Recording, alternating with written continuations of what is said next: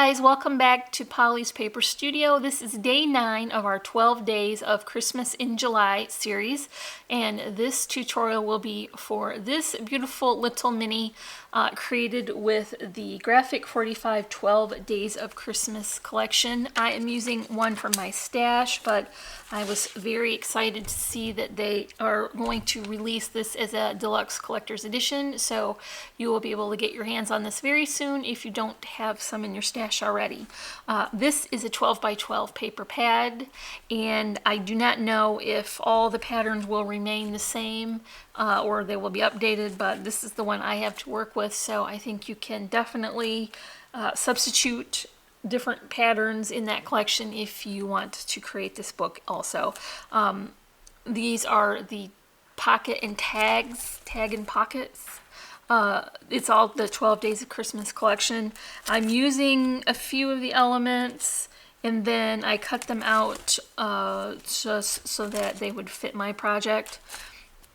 And then I also have the sticker sheet here, and I've used the tab top and some of the stamps. Okay, so that's what we're working with, and this is going to be a gorgeous little mini.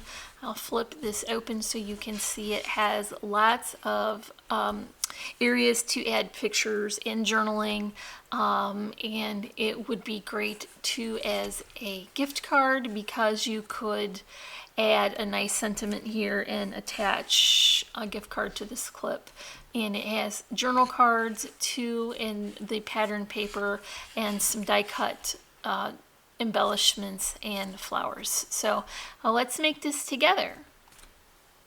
This is a 12 by 12 sheet of 65-pound cardstock. I have cut it in half, so now it is 6 by 12, and I'm going to use my scoreboard for the folding parts. Now I'm going to make the front cover 5 inches wide, and then I want to add 1/4 inch to the next score line because that will enable the book to close flat, even though we're going to put a lot of elements inside. So we don't want to overfill it without having that extra room to grow. I'm going to just slide that down now, that last score line, to 5 because that saves me from doing math. And then I'm going to do 5 again because the cover is going to be 5 inches wide. So now I'm at 10 inches. And then the next score line will be at 1/8 inch. So what you want to do is crease those folds now, and then come back in with your bone folder and reinforce that crease because you want it to be nice and crisp. So just run your bone folder along there. Do that for all the sides, and you will come up with the base. And where it's going to be getting its sturdiness from is the layers of the pattern paper that we're adding inside. So score all of that folds until you get it to be the shape that you need to finish working with. Sometimes it's hard to see over top without getting my head in the way, so this is going to be pretty close. Now you can see we're creating kind of a booklet shape, and that will be 5 by 6 inches wide.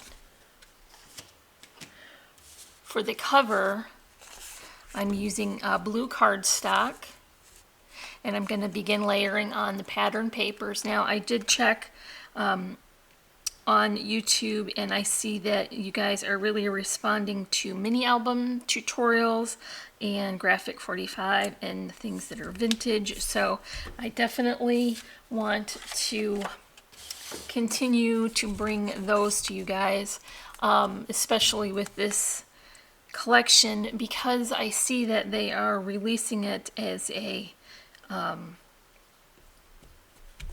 deluxe collector's edition at Graphic 45, and when I saw that I just about jumped for joy because I love this collection and I had some in my stash, and while I'm waiting for the new one to come out, I can just play with this set.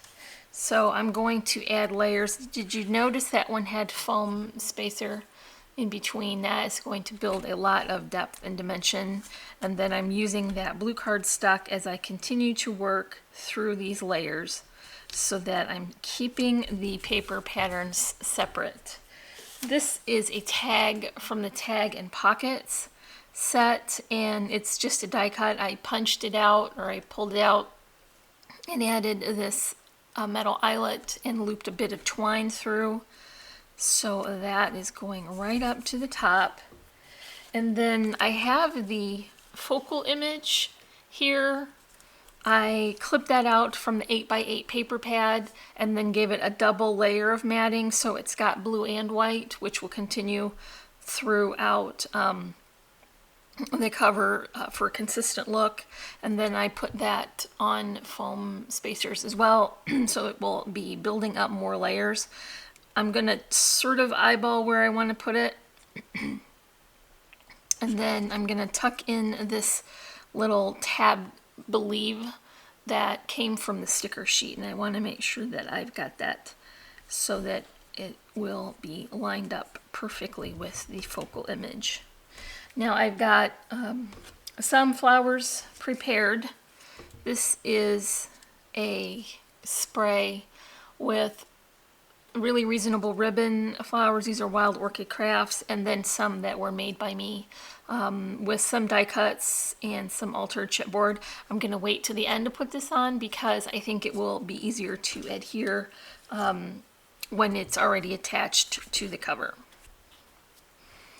Now I can add the front cover to the book itself, and I'm just going to be aware that the crease line is here and not try to center it. That way I'll get it in the right position when the book is closed. So I'm going to attach that, and you can see that I have also added the back cover, which is just the same paper with the matting, and that will give this a nice finished look from all sides. So moving into the inside, I have already finished. This is just going to be a place to add a sentiment or some journaling or a picture.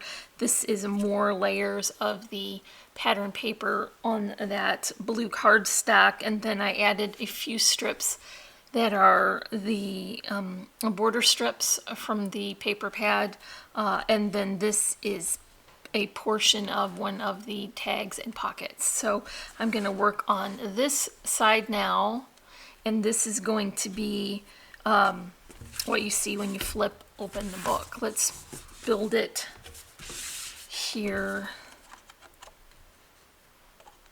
And remember that you've got that 1/4 inch in the middle, so make sure you get it positioned toward the outside.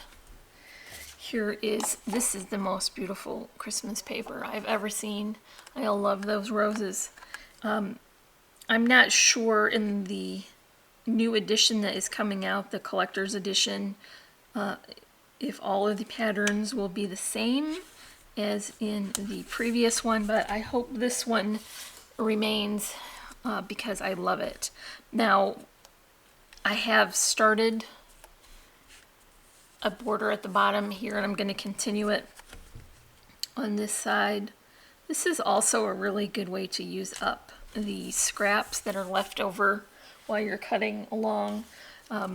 So for instance, this would be less than 5x6, and you've got an 8x8 paper pad, so you're going to wind up with strips left over. You might as well incorporate them and make them borders. Here is a die that I cut from white cardstock. This is a Cheery Lynn Designs die, and this will be the border for companion paper.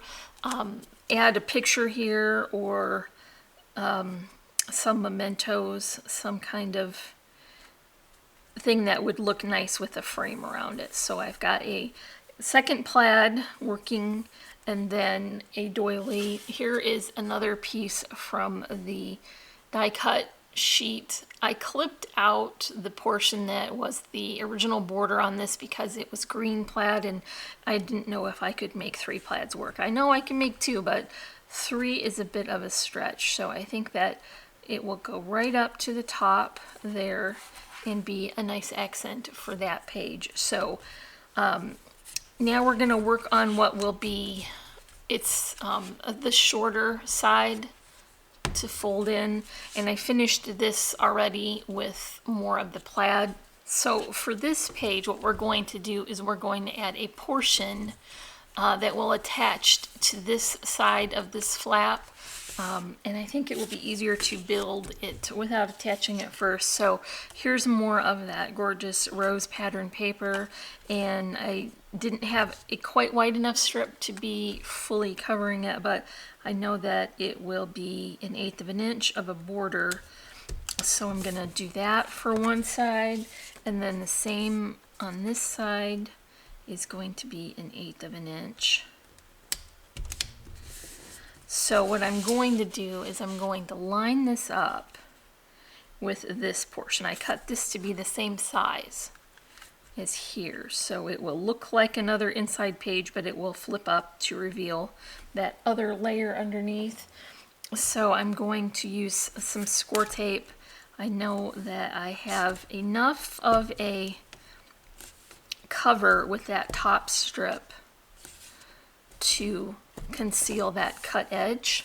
So I'm just bringing in some score tape and I'm going to line that up and adhere it and then cover that up with the second pattern. So this will be a nice way to get that on evenly. And there we go. And then here is that second pattern, which is the plaid again, and that will hide the cut edge.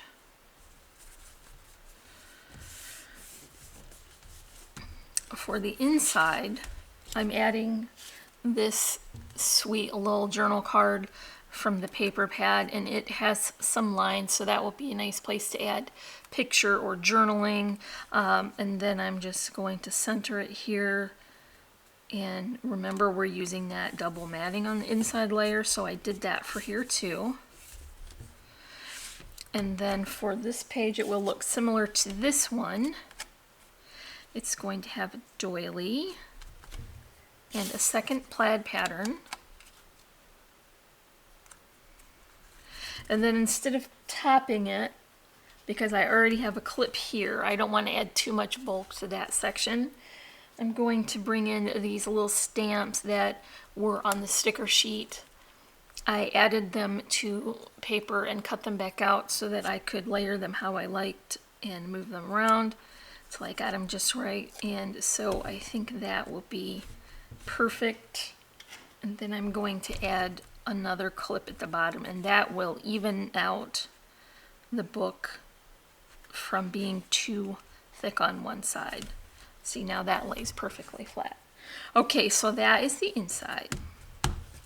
To finish off the cover, I've got that flower arrangement, and I'm going to use, oh, look at that big glob of glue on there. I really do need parental supervision, I think. Here is not enough glue.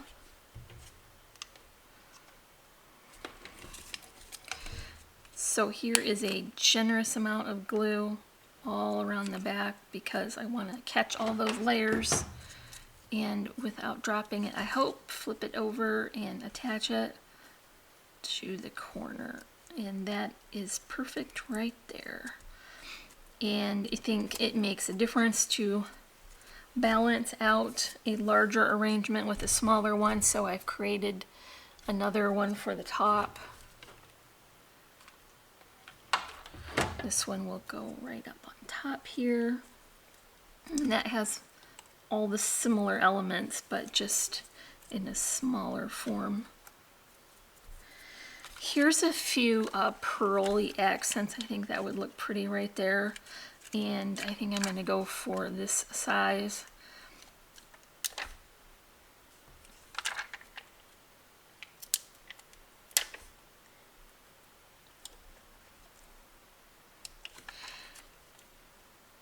while I was setting up for this video, you guys, I just killed a spider, and it wasn't like a regular spider. It was like a running and then jumping spider. I don't even know what that is, but I was like, I am not having you in my video, Jude.